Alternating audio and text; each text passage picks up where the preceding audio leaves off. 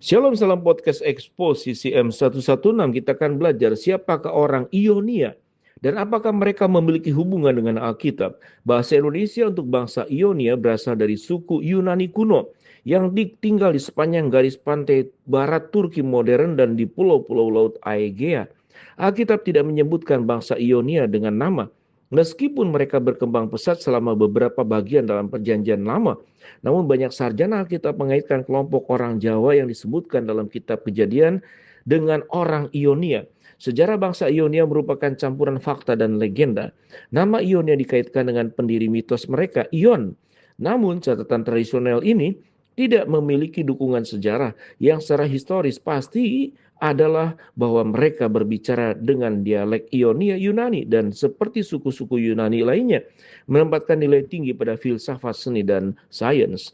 Kebangkitan bangsa Ionia sejajar dengan peristiwa penting yang terjadi di Israel beberapa ratus mil ke arah timur. Sejarawan percaya bahwa bangsa Ionia mulai menetap di sepanjang pantai Aegea sekitar 1000 sebelum Masehi. Ini sesuai dengan masa pemerintahan Daud di Israel 1010 sampai 970 sebelum Masehi. Kebudayaan Ionia mencapai puncak populasi dan pengaruhnya tahun 650 dan 500 sebelum Masehi.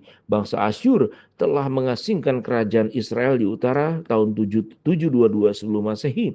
Kemudian bangsa Babilonia menaklukkan kerajaan selatan pada tahun 586 sebelum Masehi. Selama era ini bangsa Ionia tinggal di sepanjang pesisir Aegea. Meskipun bangsa Ionia dan bangsa Israel tinggal di wilayah Mediterania yang sama dan lebih luas, tidak ada bukti bahwa mereka berinteraksi. Para ahli menghubungkan bangsa Ionia dengan kelompok masyarakat Jawa yang disebutkan di dalam kitab Kejadian, Jawan atau putra Yafet yang merupakan putra Nuh. Kejadian 10 ayat 2 mencantumkan sisilah ini. Anak-anak Yafet, Gomer, Magog, Madai, Jawan, Tubal, Mesek, dan Tiras.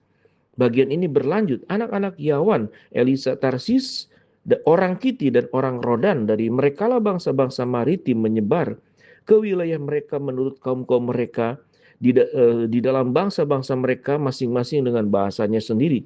Kejadian 10:4 sampai ke-5, sejarawan percaya bahwa orang Yawan adalah nenek moyang orang Yunani kuno.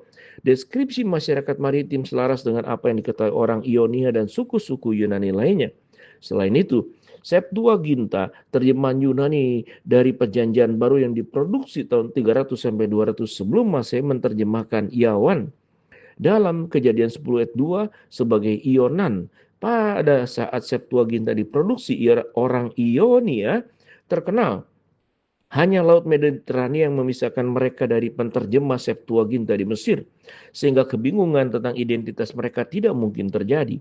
Alkitab juga menyebutkan orang Yawan dalam Yesaya, Yehezkiel, Daniel, meskipun kata Yavan muncul dari dalam bahasa Ibrani asli dari kitab-kitab ini. Kebanyakan Alkitab dalam bahasa Inggris menerjemahkan kata tersebut sebagai Yunani.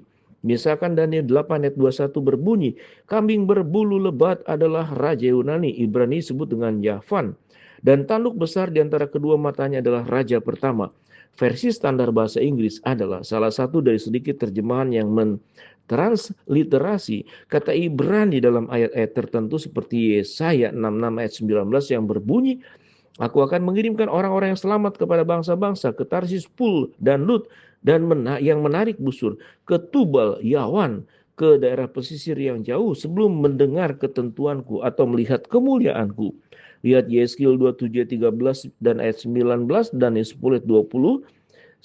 Kemudian Daniel 11 ayat 2. Akhirnya orang Ionia termasuk di antara bangsa-bangsa yang tersirat dalam bagian-bagian seperti amanat agung. Dalam pengajaran itu, Yesus memerintahkan para mengikutnya untuk menjadikan semua bangsa muridnya.